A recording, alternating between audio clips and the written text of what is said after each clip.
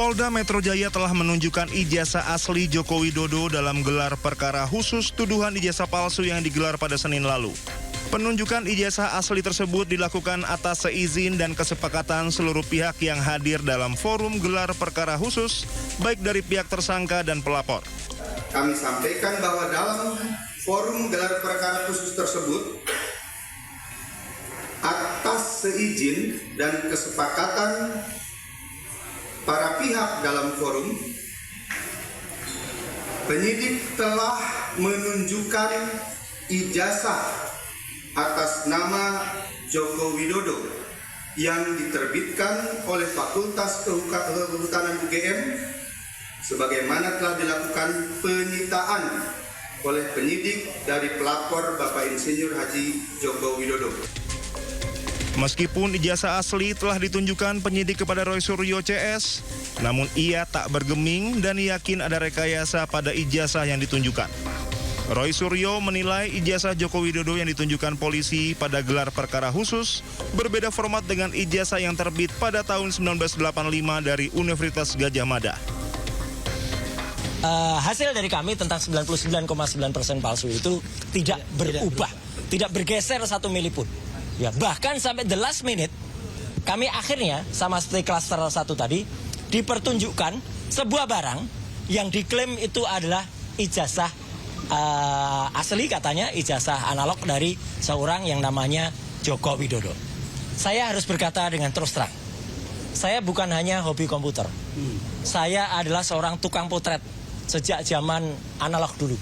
Saya memotret sejak zaman film seluloid, dan saya bukan hanya bekerja di lapangan sebagai tukang foto.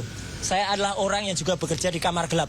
Jadi saya mengerti bagaimana komposisi kalau misalnya kita pakai fixer, kita pakai pengembang, film itu dicuci, kemudian dicetak, kemudian kertas film apa, dan untuk pas foto yang tertempel di barang yang disebut ijazah itu, saya dengan lantang dan tegas mengatakan saya sangat ragu bahwa itu usia sudah lebih dari 40 tahun.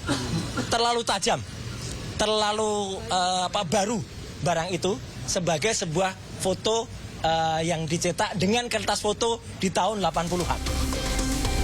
Tak puas dengan ijazah yang ditunjukkan, kubu Roy Suryo menuntut verifikasi dilakukan untuk menguji keaslian ijazah Joko Widodo.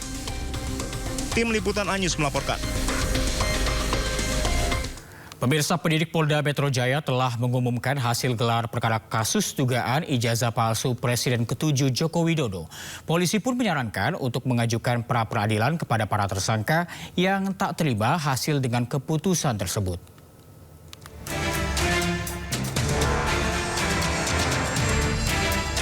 Penyidik di Treskrimum Polda Metro Jaya menantang para tersangka kasus ijazah Joko Widodo mengajukan gugatan pra-peradilan. Tantangan itu disampaikan pada para tersangka jika Roy Suryo CS merasa tak puas terhadap penetapan tersangka yang dilakukan oleh Polda Metro Jaya.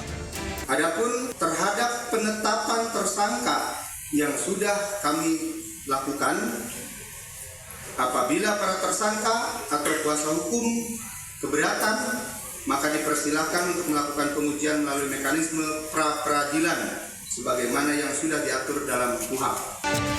Sebelumnya, tim advokasi anti kriminalisasi akademisi dan aktivis mendesak Polda Metro Jaya segera menerbitkan surat perintah penghentian penyidikan kepada para tersangka kasus ijazah Jokowi. Pihak Roy Suryo CS menilai penyidik tak punya wewenang untuk menetapkan keaslian dokumen ijazah Jokowi dalam forum gelar perkara khusus. Dari Jakarta, Den Helmi Sejangbati, iNews melaporkan. Pemirsa, KPK menangkap Bupati Bekasi Ade Kuswara Kunang dalam operasi tangkap tangan terkait suap proyek di pemerintahan Kabupaten Bekasi.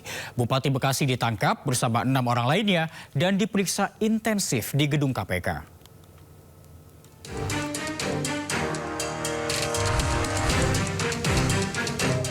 KPK menyegel ruang kerja Bupati Bekasi, Ade Kuswara Kunang, di Komplek Pemerintahan Kabupaten Bekasi. Penyidik juga membawa sejumlah berkas penting dari dalam ruangan. Stiker yang ditempel di pintu masuk ruang kerja Ade Kuswara Kunang juga dilengkapi tanggal penyegelan serta tanda tangan penyidik. Penyegelan ini dilakukan usai KPK menangkap Bupati Bekasi Ade Kuswara Kunang. Ade ditangkap bersama 6 orang lainnya dan saat ini diperiksa intensif di Gedung Merah Putih KPK. Untuk di wilayah Bekasi, tim kemarin mengamankan 10 orang, yang kemudian 7 diantaranya dibawa ke Gedung Merah Putih KPK untuk dilakukan pemeriksaan secara intensif. Dari 7 orang yang diamankan dan dibawa ke Gedung Merah Putih KPK, 1 diantaranya adalah penyelenggara negara, yaitu Bupati Bekasi. Dan 6 diantaranya selaku pihak swasta. Selain mengamankan para pihak, KPK juga mengamankan sejumlah barang bukti, termasuk uang tunai senilai ratusan juta rupiah dalam operasi tangkap tangan Bupati Bekasi Ade Kuswara Kunang. Tim Liputan iNews melaporkan. KPK gelar operasi tangkap tangan secara beruntun di Tangerang, Bekasi, dan Kalimantan Selatan. Dalam ketiga operasi, turut terjaring sejumlah oknum jaksa. Bang, sampein dulu bang buat masyarakat. Dalam 24 jam, KPK melakukan operasi tangkap tangan di berbagai daerah, mulai dari Tangerang, Bekasi, hingga Kalimantan Selatan. KPK menangkap seorang oknum jaksa, 2 pengacara, serta 6 pihak swasta dalam operasi tangkap tangan di Tangerang, Banten terkait kasus pemerasan warga negara Korea Selatan.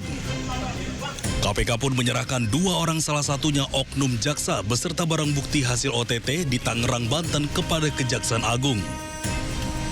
Terkait operasi tangkap tangan di Bekasi, KPK menangkap 10 orang termasuk Bupati Bekasi. KPK pun menyegel rumah Kepala Kejaksaan Negeri Kabupaten Bekasi, Edi Subarman, di Cikarang. Penyegelan diduga masih terkait dengan OTT Bupati Bekasi. Kepala Kejaksaan Negeri Hulu Sungai Utara berinisial APN dan kasih intelnya berinisial AB terjaring operasi tangkap tangan Komisi Pemberantasan Korupsi di daerah Kalimantan Selatan pada Kamis 18 Desember. Keduanya kemudian diterbangkan dari Kalimantan Selatan ke Jakarta untuk diperiksa secara intensif di Gedung Merah Putih KPK. Ini masih terus bergulir dan kami tentunya butuh dukungan, butuh pengawalan teman-teman melalui kinerja-kinerja jurnalistik supaya setiap penegakan hukum dugaan tindak pidana korupsi juga bisa disampaikan secara transparan dan akuntabel.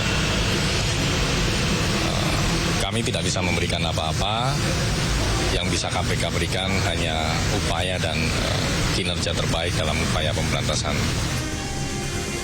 KPK pun memiliki waktu 1 kali 24 jam untuk mengumumkan status para pihak yang terjaring operasi tangkap tangan. Komisi Pemberantasan Korupsi oknum jaksa beserta barang bukti hasil operasi tangkap tangan di Tangerang, Banten kepada Kejaksaan Agung. Oknum jaksa dan 1 orang akan disidik Kejaksaan Agung. Ini atas kerjasama dan sinergitas yang disampaikan Pak PLT Dirdik KPK tadi, menerima 2 terduga yang melakukan dugaan tindak pidana. Namun demikian kami masih perlu proses pendalaman. Yang saat ini pun kami sudah di Kejaksaan menerbitkan SPD terhadap informasi dugaan tersebut, sehingga dari kerjasama ini penyerahan terhadap 2 terduga ini besok kita akan tindak lanjuti di Kejaksaan Agung di Gedung Bunda. Ya pemirsa, usai dipindahkan sejak Sabtu 13 Desember lalu, aktor Ahmad Zoni yang juga terdakwa kasus narkoba memulai persidangannya secara langsung di Pengadilan Negeri Jakarta Pusat. Momen ini juga dijadikannya sebagai pertemuan beserta keluarga dan juga kerabat.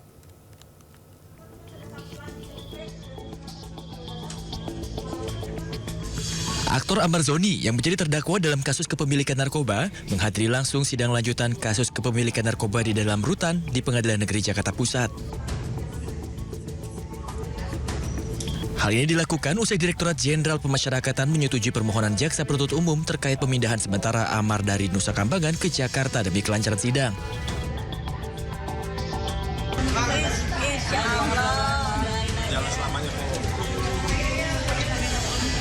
Para memenuhi kedatangan Amar hadir terlihat bahagia melihat keluarga dan kerabatnya yang telah lama tak dijumpainya. Bersanding dengan 4 terdakwa lainnya, Amar nampak mengikuti jalannya sidang dengan seksama. Dalam proses tanya jawab, Amar menyatakan pengakuannya sebelumnya berdasarkan tekanan. Sebelumnya, Marzoni didakwa menjual narkotika jenis sabu di Rutan Salemba, Jakarta Pusat. Marzoni menerima sabu tersebut dari seseorang bernama Andre yang kemudian dijual dan diedarkannya di dalam rutan. Dari Jakarta, Tim Liputan A News melaporkan.